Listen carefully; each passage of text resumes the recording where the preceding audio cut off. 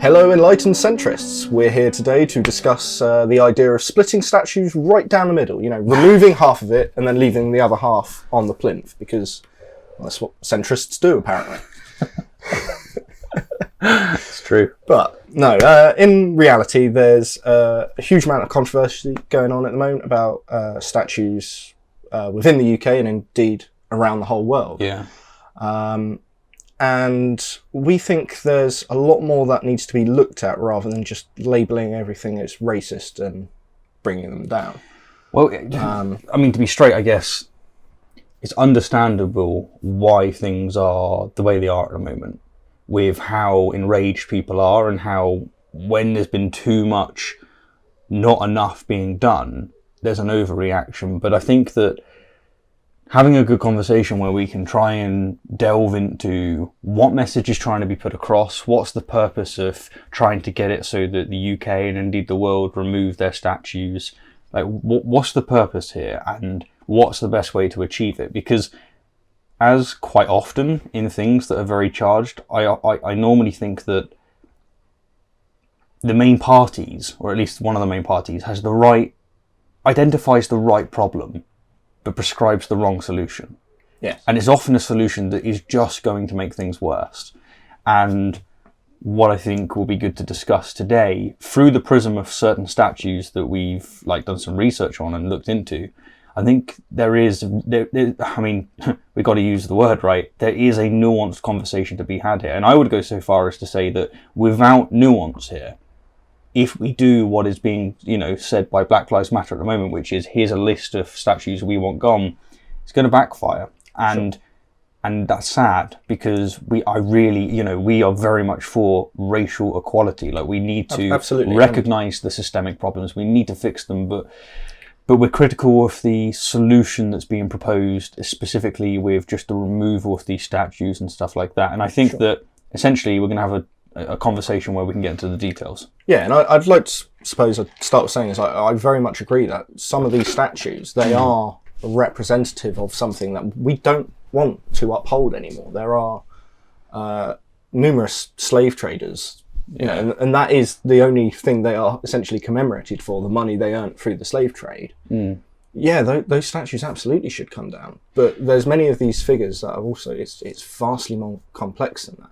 I mean, I'm sure we're going to touch on them today, but you have two-dimensional people, such as King Leopold II. Oh, yeah. And that does well with today's echo chambers and cult-like mentalities that you see, which is massively exacerbated by YouTube, Facebook, Twitter. It's just the way the algorithms work. Mm-hmm. Ground that people that are actually centrist do get buried, because you're not choosing a side. And one thing that the far left and the far right really enjoy, or the one thing that they share in common, is that they hate the centre. Yes. But when you start talking about people that are three-dimensional, such as Thomas Jefferson, he sadly just doesn't fit in here, because there's no room for three-dimensional thinking when it comes to this black and white dichotomous kind of way in which the mainstream media and politics. Content creators in general, and that's really sad, because we stand on their shoulders with the ability to be nuanced, and largely we fail to do so. And let's get into it, man. Where do you want to begin with this? So I think we'll start with the goals of this movement are obviously in order to promote change in how Britain and many countries around the world view their history and what we should be upholding as our values going forth from here. Yeah. Truly admirable goals. Yeah. Something to look at. But I think they are doing a vast amount of damage to that ideal at the moment. Through the actions, forcibly bringing down Edward Colston. Yes. As much as I think that statue needed to come down. I think, would it be fair to say for you as well? If you ask me, I agree with that poll that came out. Do I think Colston should come down? Yes. Absolutely. Do I think it should have came down in the way in which it did? No. No, because people's immediate reaction to seeing that come down is they're destroying our history. They don't necessarily and also know. It is necessarily mob rule. Yes, And that is anti-democratic. However, we do have to not be tone deaf here and recognise that the whole point of this movement is to express there is systemic racism and there is systemic situations that the privileged, if you will, it's not a great word, it's got all that crap behind it, but you know what I'm saying, don't pay attention to. Sure. So they need to get our attention. So, you know, it's Well, important that we as I was emphasise about that. to say, Yeah. I wasn't aware of his history. No. And I very much, I'm glad they brought my attention to it, just don't think it was done in the best of ways, because my immediate emotional response was, they're destroying history. You know, on D-Day, the 6th of June, they're vandalising the cenotaph, they're vandalising Churchill. My immediate emotional reaction to that is they're coming for my history. Yeah.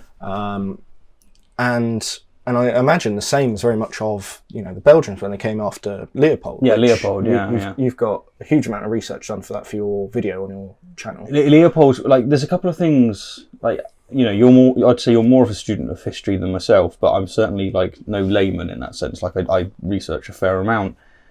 Researching Leopold was like researching Unit, you know, 7.3. I actually forgot what a unit is.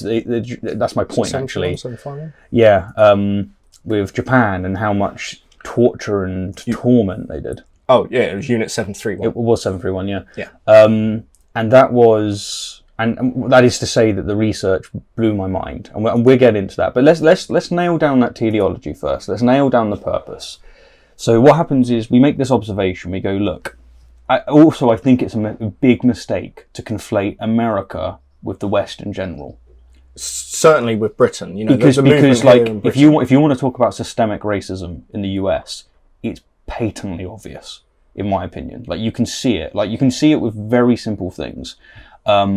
People who do the same crime are disproportionately getting punished worse, and like you're like, yeah, you can see that the colour's coming into this, and that's bad. But in the UK, don't get me wrong, there is systemic racism. Yes. But it's just, it is a mistake to conflate the two. The UK is an incredibly liberal place. It's got its problems. It does actually need this movement to push it and wake it up, but it's not the same. Sure, I mean, attempting to conflate American police brutality issues with British police brutality issues. I mean, they sit going, you know, in the last 10 years, 13 black people were killed by police. Yeah.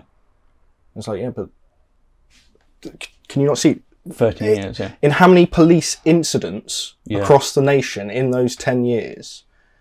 13. Mm-hmm. I mean, that's an incredibly low number. It is, but like if the stats do show that it's disproportionate, then we need to pay attention. To look at the underlying But it is issues, not the same kind of problem that you're getting in the US, which is very, very severe in many cases. Like the stats were showing that they're far more likely to get beaten up by cops and like things like this. Basically, the whole reform thing in the US is a fantastic thing, and that's. But yeah, what we're saying is conflation is a really bad idea with this, because you can actually lose your cause in America by tying it to things where the cause isn't as strong. Sure. Okay, purpose, right? So take Colston. Colston is an interesting figure, and by interesting, I mean the good that he did and the reason that his statue existed. And the statue didn't go up until about 120 years after his death, by the way, you know, is he had an enormous amount of wealth, largely because at the beginning he was traversing across, you know, the seas with textiles and silk and different things such as that. As a merchant. He did what his father did. And then he moved into the Atlantic slave trade. And during his time as being one of the senior officers there, he transferred 90,000 slaves. Bloody hell. Most of which to America. Yeah. Right? And the wealth that he had is insane, is nuts. isn't it? Exactly. So what he did for Bristol was amazing. You know, he opened schools, he opened roads. If you do some research into him, however, he did it politically. So he did it to try and alienate people who didn't have his religious or political views, which is pretty nasty. But, you know, in any case, he gives an enormous amount to a society. They go, wow, that's incredibly kind. We need to venerate him in some way. But that money is blood money. Absolutely. And the amazing thing is, I say amazing, I knew nothing about him. And you had a really good idea, and that is that if people were turned up and they put ropes around their hand... In their thousands. You know, like they in thousands, yeah. And they put ropes around their hand, and then they chuck that rope around his head, and that got a photo. I'm going to look it up. I really am going to look that up. I'm going to go, wow. And even if they defaced it in some way, such as they threw blood on it or something, you know, whatever, I will look it up. And you look at what he did, and my disposition is that must come down. So I suppose you may hear an argument of we've tried to raise awareness before, and I did look through, and in the past, a few years ago, some activists had laid out some paper mache corpses on the floor. That's vastly different to a huge wave of people coming by to protest. I mean, it's quite a smart one, but it's vastly different, and it obviously didn't bring attention in the way that they would have liked. So I can certainly understand why they wanted to go he for did the nearly action. come down, like a vote, 5 years ago? It was 54% in favour of keeping him up, which basically means the next vote he's coming down. He probably would have come down. Like the smallest amount of conscious raising, and he's coming down. Yeah. And the sad thing is that the polls do show, to be fair, that the UK want him down. Yeah. But they're not happy with the way in which it happened. And I think this is the point. If your goal is to raise the consciousness of the UK, to recognise some of the people that they venerate for the bad things they did as well as their good, I'm 100% behind you. And I think that there's productive ways to do it, because mainly you want the UK to, one, recognise it, which means do the research, and two, with you, bring down these statues and go, you know what, bring it down. We may have, like, you know, what India has, which is statue graveyards, or we may go, I mean, like, that's a whole different question of what we do with it, right? But in any case, what we're saying is it comes down. Sure. Right? The most important thing there is that the community as a whole did it. Yeah, you've united them. So your protests there have achieved what I see is the goal here, which is we want people to recognise these things and stop venerating people who stand on the blood off the slave trade. And it's like, yeah, that's great. But if you just bring it down, if you just enact your mob violence on a statue, I think it actually has detrimental effects to your cause. I mean, as we've said is, or many people in the past have said is, you know, when you take away people's voice, the only thing they have left to them is violence. Yeah. Now, in this situation, the people's voice would have been able to have a discussion and have a vote on removing that statue. By destroying it, taking it down in the way that you did, they've got no voice in that. No. So the only option you've now given them is a violent one in response. And as we've now seen, they've thrown a corrosive substance, over a statue of a black actor in Bristol. Very sad. Why? Piss off! Don't do that. That's really stupid. This is just going to continue to escalate the responses.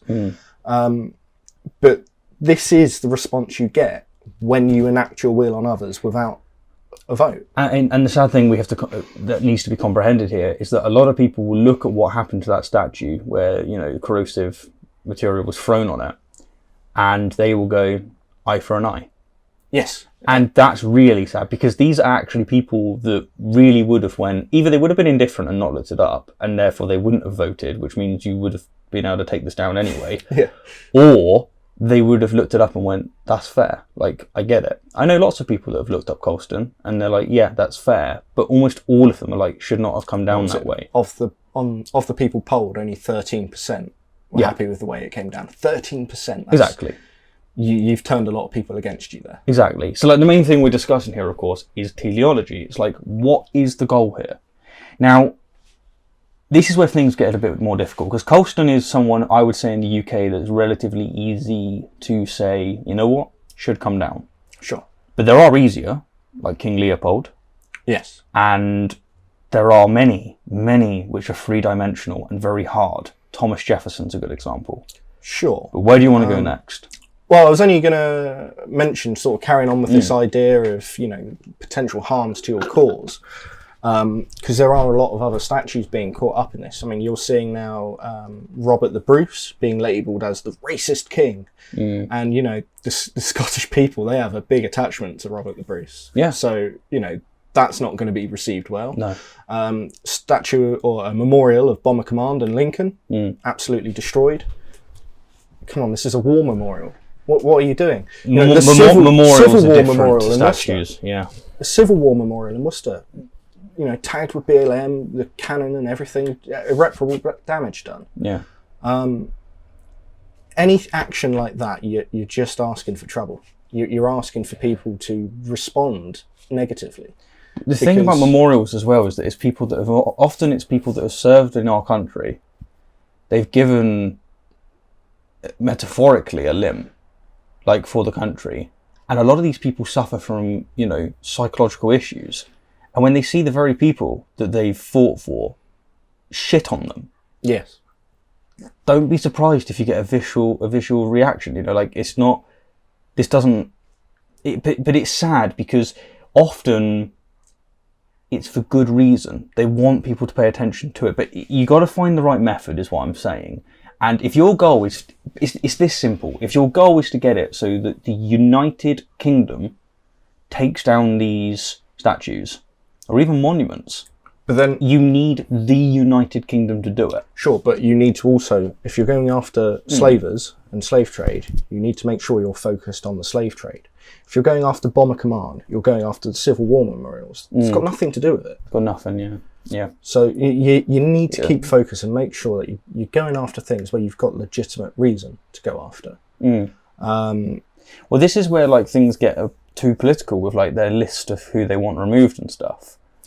Yeah, so I've actually got that noted on here a little bit further down on the page. Yeah, we can get to that whenever you want, really. But that does I think that's when you really start seeing the details of it's almost being hijacked.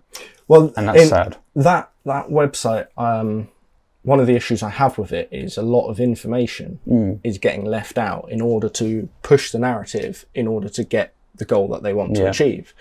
And I think this information that's being left out is why you also had the Thomas Jefferson statue come down quite violently recently. Do you want to talk Jefferson? I think we'll talk Jefferson then.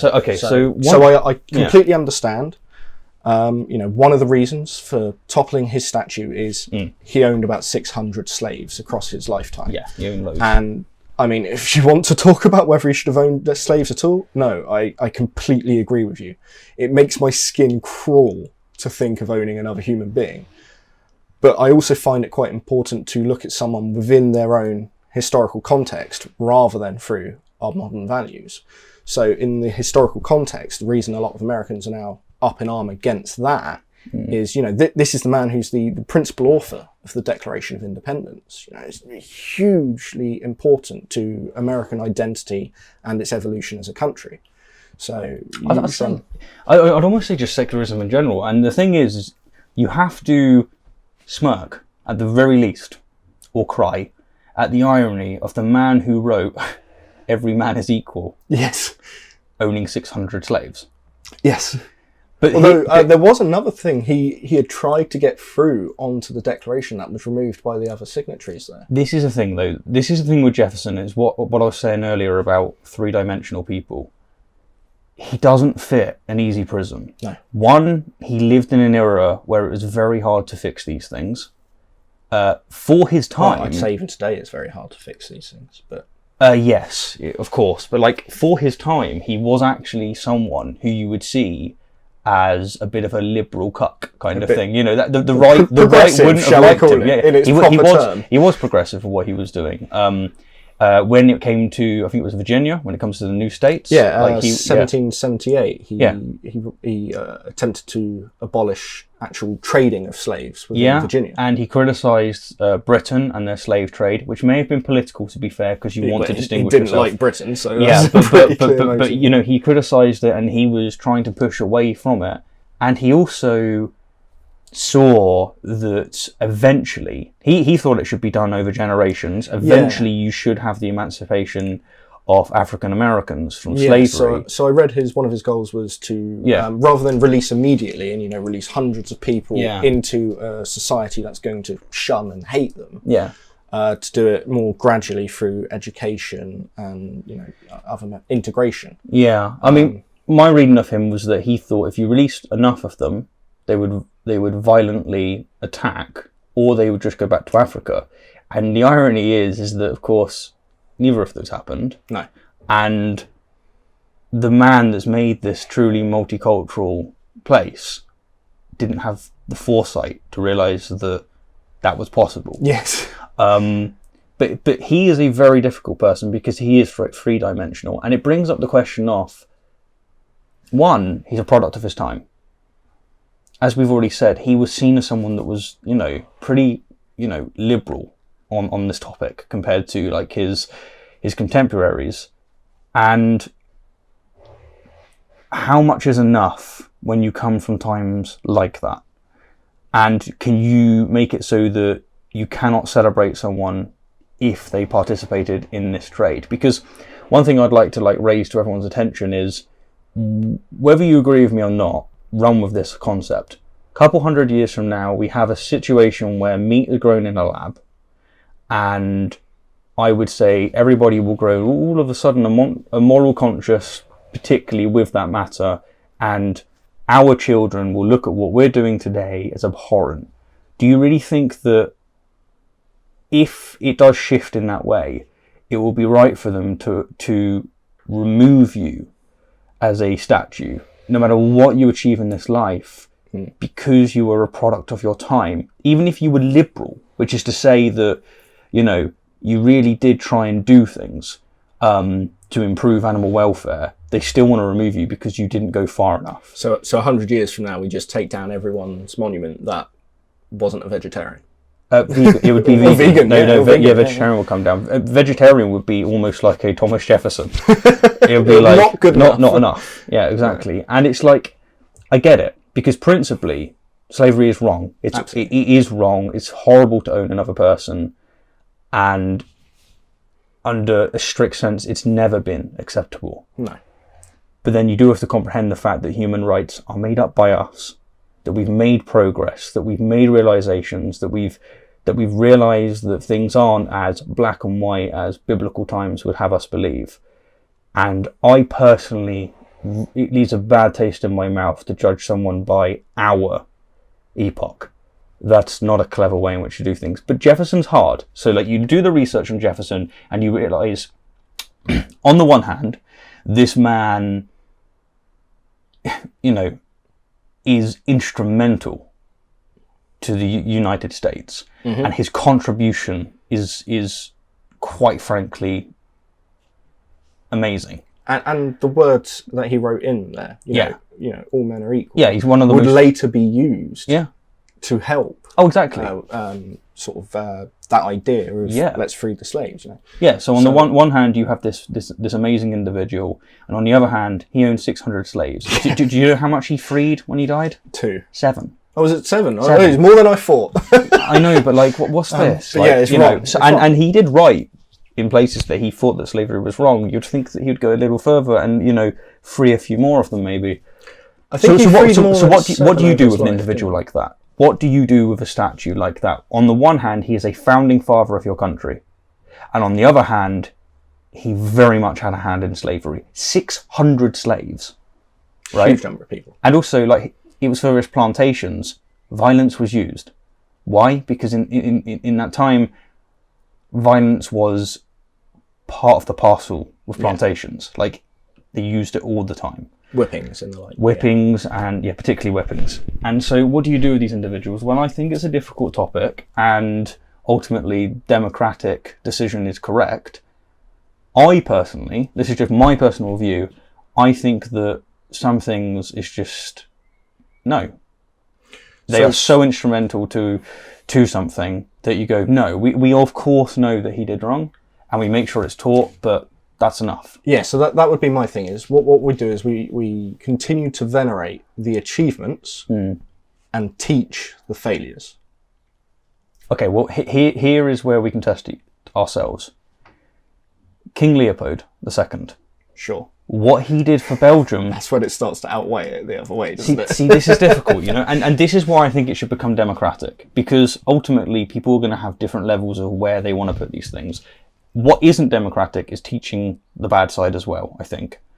Well, it is democratic, but what I mean is that it should be taught. I think that's just you actually then giving people the knowledge they require to make an informed decision. Yes.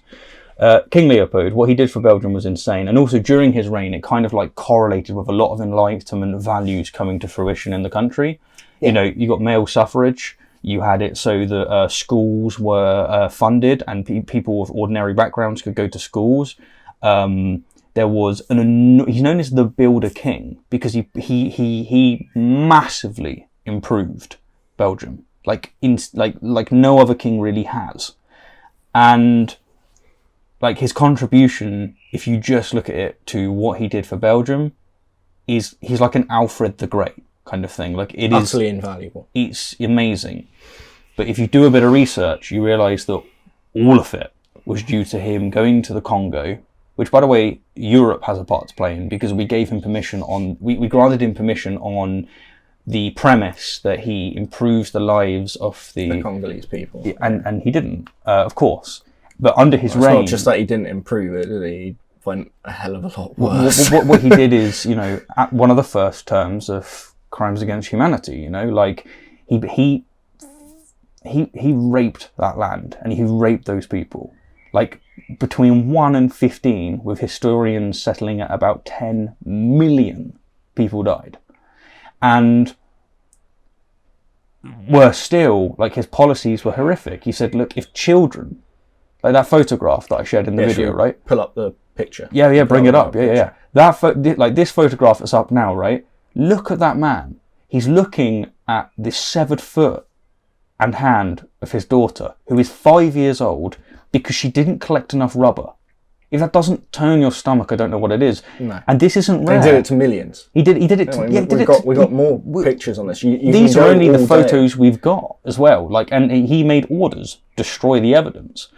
And his goal was maximum production. So he gave companies the power with his paramilitary to enslave, although technically it's labour because they can't be sold, but it's forced labour. Yeah. Forced labour is the term that they use for it, but technically only because it's one of those ones sell which human beings. I think the irony is that things could be worse as forced labour, because if you kill someone via forced labour, you don't actually lose anything because you don't own them. Yeah, I mean, ironically, they would have been treated better as slaves, which is saying everything under his rule. Yeah, so you had this brutal state of affairs, and worse still, because Leopold was upset with the prospect of his paramilitary using the shots to hunt, because it was a very effective way to hunt, because those bullets, which were imported from Europe, were expensive, he demanded for every bullet that was shot, they have to give him a hand. So what happened is this force would hunt, and then because they wanted to keep that food, of course, and to not get in trouble for using the bullets for that reason, they'd go into villages and cut the hands and feet off innocent people who had actually met the quota because of these incredibly nasty, it's just the worst. I really think, the images and the stuff we know about this, it really should provoke the same sort of outrage and disgust you get when you see the people that were released from the Nazi camps. I agree with you, yeah. And I'm genuinely surprised that this isn't more well known, actually. And this is kind of the point which is being pushed by people who protest against these statues, because if you look at the statue, which is, I think it's in their capital, where you have King Leopold, he's on his horse, and he's got his, hand up, and then you have the Congolese people looking at him, like in a praying kind of thing. We'll bring it up on screen. Like, that is such an insulting statue. And to be front, I will take offence to that. I have never been more offended by a statue in my life, and every fibre of my being wants that torn down now. But I have to do it via democratic means, because if I enact my will to remove it, it emboldens people. Which there's going to be people in Belgium that don't know that. Yeah, they're going to think sometimes all it takes is that. And like, from my research, what I found is it's not adequately taught in schools. No. And once they know about it, it's like, wow. One of the things they did a while back, which I think was brilliant, is they cut the hands off lots of the Congolese people looking up. Now, what do you do when you look at a statue and you go, why are the hands missing? Yeah, why are the hands been taken off of all these statues? You look it up. And if that gets more attention because there's, a push for it now with like the protests, then you're in this amazing position where people will look it up, especially the Belgian people, and they will say, what the hell? And hopefully they will come to a democratic decision to remove it. And if they don't, that's also good news, because it tells you something about the Belgian people, which you can only assume, Well, and you're I probably don't going to be really wrong want to go about. there. Yeah, exactly. And no, that is the kind of thing where I'd go, I'm not yeah, going to Belgium I'm not gonna if they can't recognise that kind of stuff. Like, yeah, there is that element. So I think that action of removing the hands from the statues was genius. Yeah. Really, I think that was one of the smartest moves that anyone's done to try and bring attention to it. Yeah. And I think that's what we need to be doing. Is we need to be smart about how we bring attention to these things. And I just don't think tagging, all cops are bastards on the bottom of statues or things like that is really helping. And and again, they went after Abraham Lincoln in the UK. It doesn't. When you're tagging and vandalising Abraham Lincoln, the man who actually abolished slavery in America. Who died because of it. He was and assassinated because of that. Now what are you doing? Because this no longer looks like you're protesting for justice. It no longer looks like you're protesting for racial equality. It looks like you're just indiscriminately going after everything to do with our history. But we do have to look at it in this perspective, and that is that, look, yeah, they may tarnish a few statues that not only shouldn't be tarnished, but like really should be venerated by them, perhaps. Yes. Like, I don't know the history of Lincoln. Maybe there's a good reason for it. This is a reason why I'd look it up, However, but this is what I mean about being smart. You need to go after the right ones. Like, I also think that it's important to understand the frustration of people who see these statues and knows that everybody around them know nothing about it. And are they going to overreact in places? One, yes, and two, justifiably yes. But this uncontrolled anger is why they're getting such a negative response. Yeah, and it's really sad to see it opted in this way, because I think if you took racial equality, you will find that the vast majority of people alive today, especially in the West, will be like, yes, and we need to do what we can to correct what's happened before via certain policies and certain things of that nature. But it's just sad when these things get, hijacked essentially by certain thoughts and certain processes. Yeah, sad. Yeah, absolutely. So, shall we talk a little bit about the Topple the Racist website? Yeah, go for it. We can give that a go. So tell me about this one. So this is a website that's been set up by the Stop Trump Coalition. So, you can make of that what you will, but it's obviously an extremely one-sided political thing. For example, you're not going to see Karl Marx on here, despite his own views on race. So they don't put Karl Marx on. Is this UK based or US? Yes, this is UK based. Does UK actually have a statue of Marx? Yes, it does. It have a statue of Marx. And they didn't put Marx on? No. Despite all of his anti-Semitism? Despite his anti-Semitism, despite his actual racism. And his scientific realism of Africans having smaller craniums. Yeah, so obviously this is... It's political. This is very political focused. And do they have some good points on here? Yeah, absolutely. There's some statues I've come across on here. Let me give you some examples. So you've got William Lever. He made a deal with King Leopold to build his firm in the Congo. And well, as we've just mentioned, wow, the crimes there are unreal. And he did use the colonial forces there to forcibly recruit people into his factories. Yeah. So, absolutely. Why have we got a statue of him? Bring it down. Another is the Dunham Massey Hall sundial, which we'll get a picture up for you here.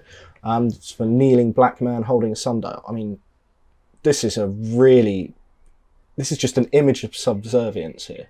And yeah, it's got no place in 2020. No. I don't care if it was put up in 1750. Just look at it. Yeah. But most importantly, you want people to take it down via democratic process. Yeah. I mean, the grounds that it's on, if they, think this no longer represents this area, it comes down. And I just really want people to think and actually read and understand the history of people before we go after them and understand why they were celebrated in the first place. Because one that really got me was Robert Baden-Powell. Yeah. I was a cub and later a scout. My parents are leaders in the Scout movement. I mean, you've got Hannah connected to. Yeah. Hannah's a the Girl guides. Guide leader. She has been for many years now, nearly 10. So, he's quite an important figure in our lives. And the statue of Baden-Powell went up to commemorate his work in developing this huge international movement today, which does so much work for young people across the world, of all backgrounds and faiths. And it's got nothing to do with whether he agreed with Hitler on health and education of young boys. It's like saying, Steve, you're a vegetarian. Well, Hitler was a vegetarian. You're a monster. I agree with vegetarian. You agree with him on being a vegetarian. But no, what he agreed with was Mein Kampf. If you go through the things that he mentioned, what he liked about Mein Kampf was the views on health and education. Yeah. I'd need to read more into him, but as I understand it, he was not actually for Hitler when Hitler started invading countries and conquering. Well, this is things. this three-dimensional stuff, isn't it? And going further into that, this is the man that Hitler saw as such a threat. He saw the Scout movement as such a threat that he put Baden-Powell in his little black book of people to be arrested and most likely executed immediately upon capture of Britain. Yeah. Like, you can't say that Hitler thought he was a supporter of him. No, you can't. And I certainly wouldn't say that Baden-Powell was a supporter of fascism just because he liked one book, Yeah. And it might not have even been he agreed with the whole book. He just liked some aspects of it. You don't know. So just pulling one line that he said out of all the things he's done in history and saying that is who he was, I think it's wrong to do. I will agree with you. I mean, like, you've got to look at the context here and also just the optics. Optics is the thing I'm going to focus on first, right? Sure. You have a man that's endorsed Mein Kampf. But how many people across the country knew that? Because that's not what he's remembered for. No, of course he's not. It's just something that's been dug up about his past. Like, there's one thing where people today, like a Canadian president, right? They dig up the fact that he blackfaced in college or something, right? And they use this to try and... to be frank, this is the left eating itself.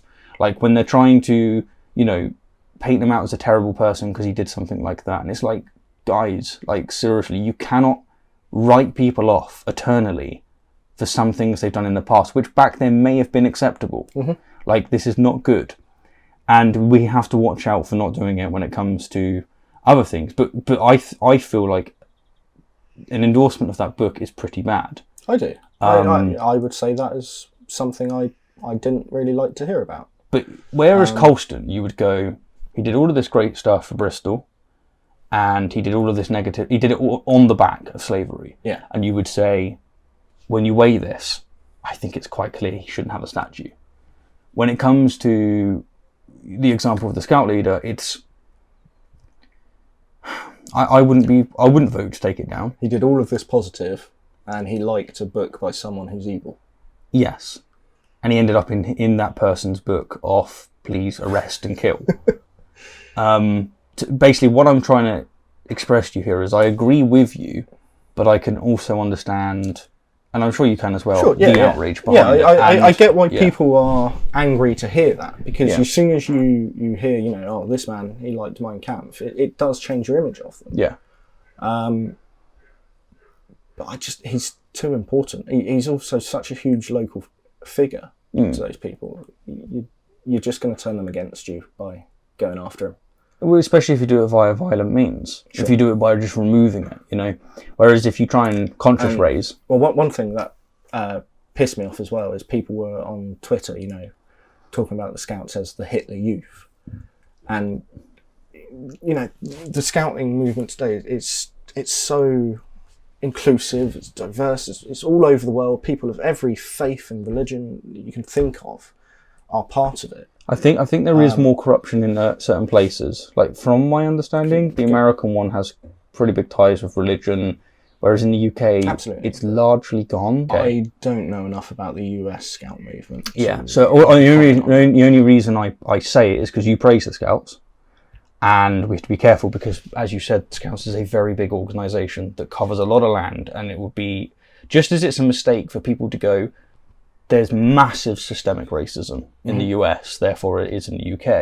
It would be the inverse, to say, Sure. you know, the UK's Scouts is pretty secularised and it's pretty good, and then go, No, therefore the world is. but the Scout movement across the world does contain all sorts of faiths and racial backgrounds and everything. So, you know, it's not just sitting there going, we are a Christian organisation, no one else can join.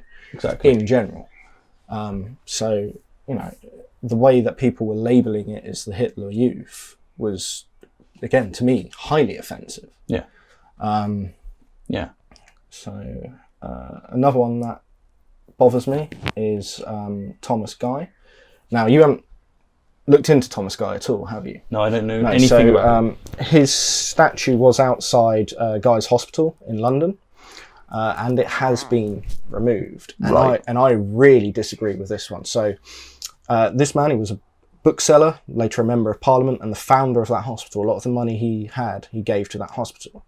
Now, what he's been removed for is he held a number of Seamen's pay tickets, which in 1711, as part of a short-term debt exchange by the UK government, was converted into shares into the South Sea Trading Company.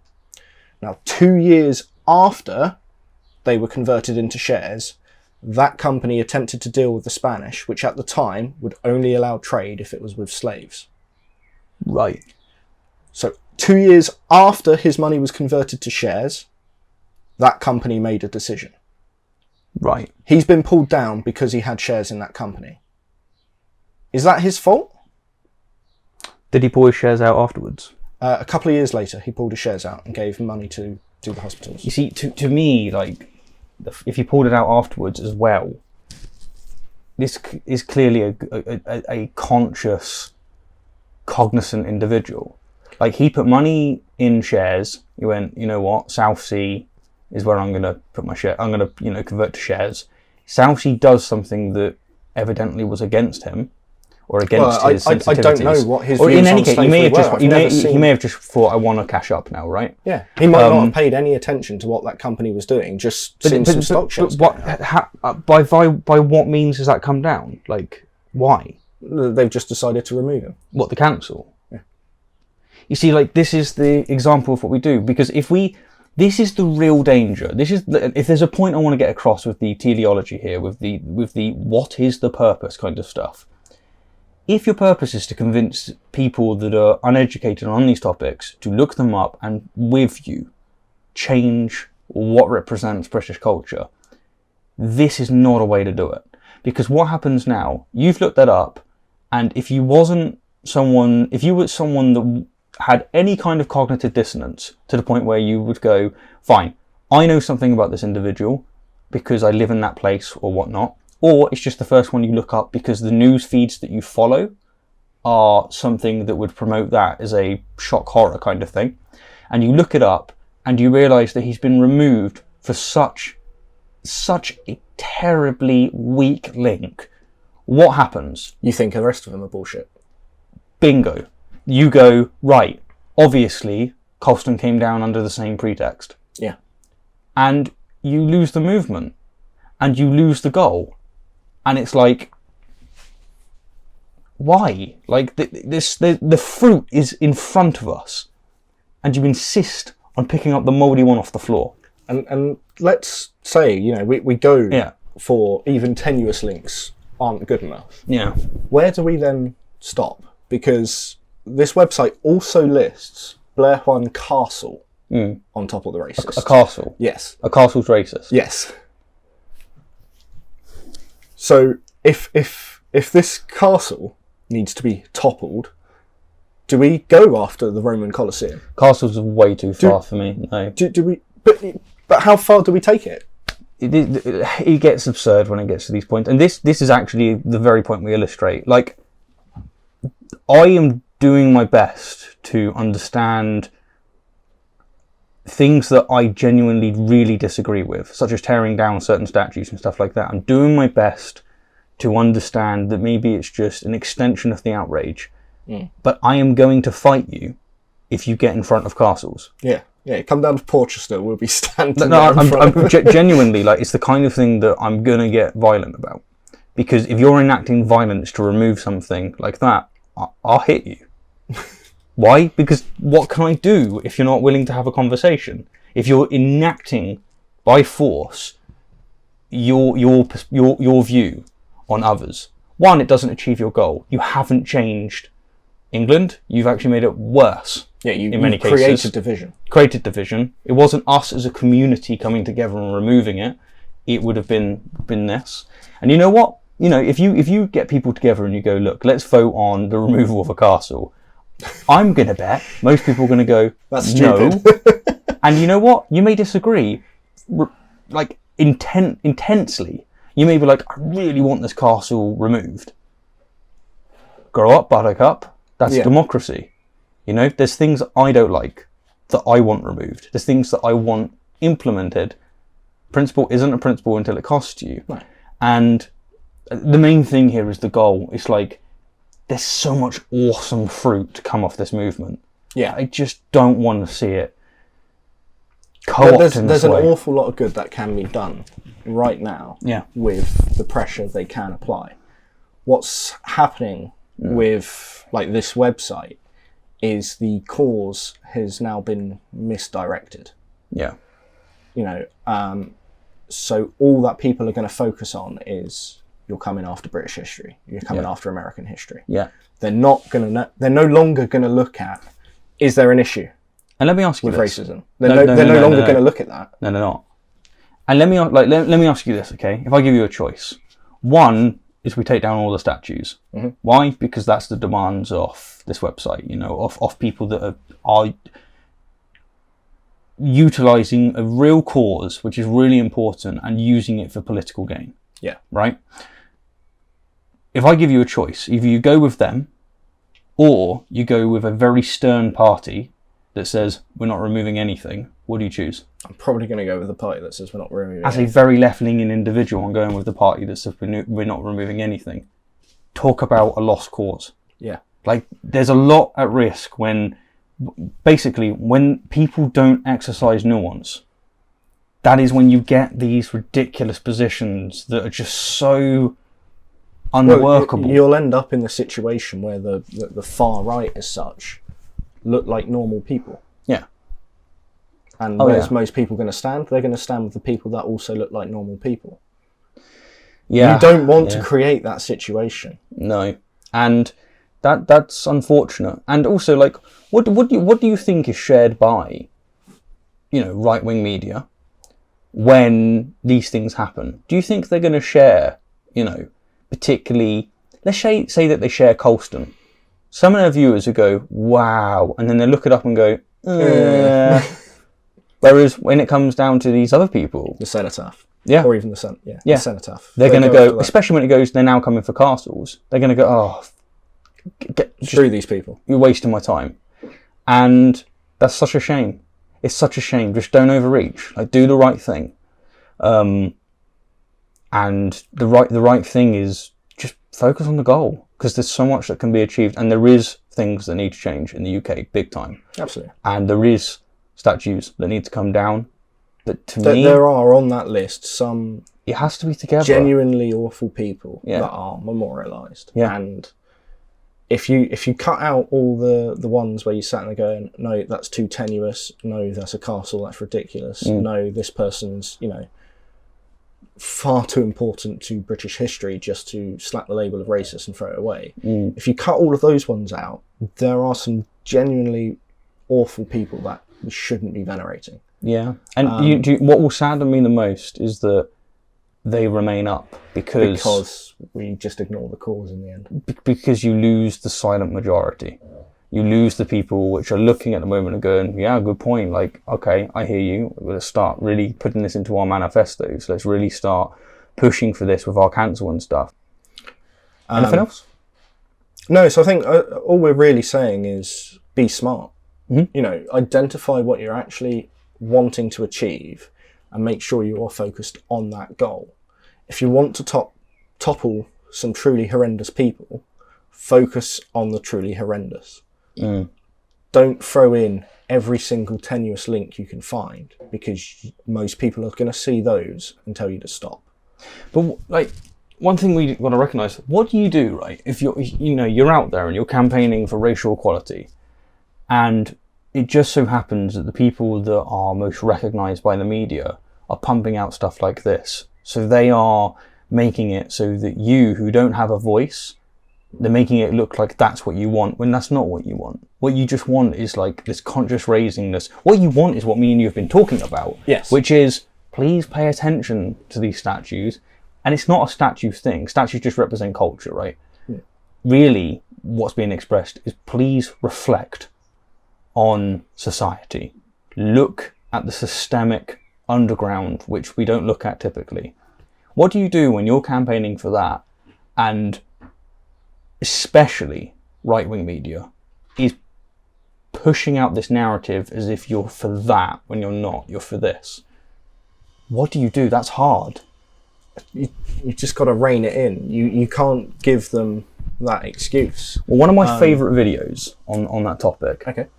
and sorry to interrupt, but of course let you finish, is, and we'll play it now, is where you can see some Black Lives Matter protesters. They are in the street, and you can see an Antifa individual breaking up bricks to give them to throw at cops. And what do? They bundle him and throw him to the cops. Brilliant. Amazing. Yeah. That's great. And that, to me, that really illustrates. There was another one where they were driving around in a car trying to hand bricks out the back window. Yep. And some of them took the bricks off some other guys. And what are you doing giving it to these kids? They're going to get in trouble for this. Mm. Yeah. Those people are the ones we need to hold up as, you know, the real supporters of this movement. The ones that are actually going to push for good change. And how do we fight against media which pretends that that's the main? Because they win. They're winning with narratives. Between that and the fact that you have actual, almost like controlled opposition demanding that you remove castles.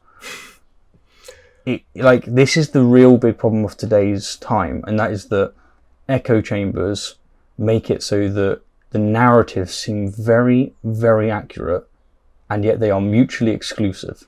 Well, and trying to remain in a sort of middle ground and talk sort of calmly and rationally about these things now gets you painted as right wing or far right. Oh yeah, like many people have already called. I mean, I've been called far right for voting Brexit. It's like half the UK voted for Brexit.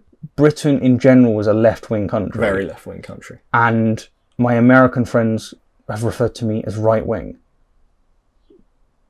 It's very strange. Have some nuance. Like, my gosh, you know?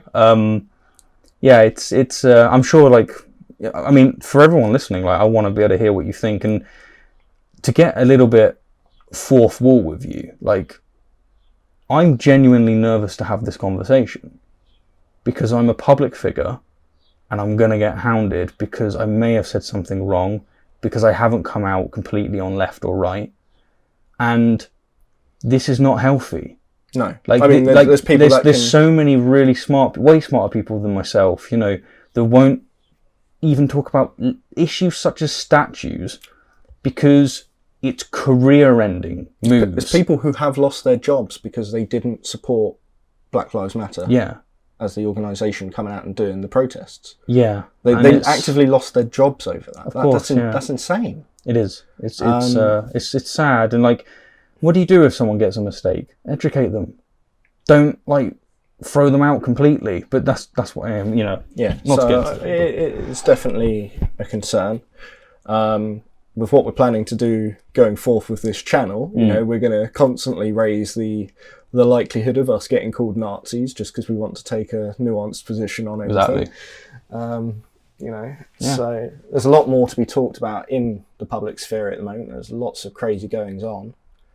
And obviously, you know, we are in our own bubble where we think, you know, the vast majority of the British public is probably more in line with our thinking. The stats do actually agree with us, though. So it's not like completely just a anecdote. Like, the stats, the polls are showing, for example, with Colston, most people want it down. Most people do not agree with the way in which it went down. So it's not like it's completely the kind of thing. But you raise such a great point, of course, and that is that me and you can only be as honest as to say, we don't know which parts of our narratives are accurate. We don't know which parts are... Well, we have good ideas, but ultimately, we're human, man, and we're running this software, and we don't know what is viruses, and we don't know what is features.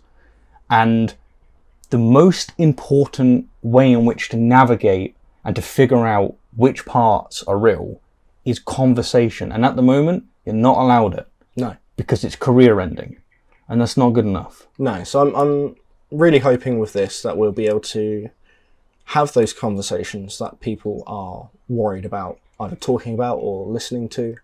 And I think, hopefully we'll find that there's more people sat here just wanting to be able to talk about this, not completely adhering to left-wing or right-wing ideology on this, and finding that actually, there is a way for us to meet in the middle here. Yeah, but also I want to be able to hear their perspectives. Yeah, I mean, if anyone thinks we're wrong about any of these people, by all means, mention it in the comments below. Yeah, man. And it is important to point out the middle ground fallacy, and that is that on many things, there is no middle ground. Like human rights, we joked, like, you don't take down half a statue. No.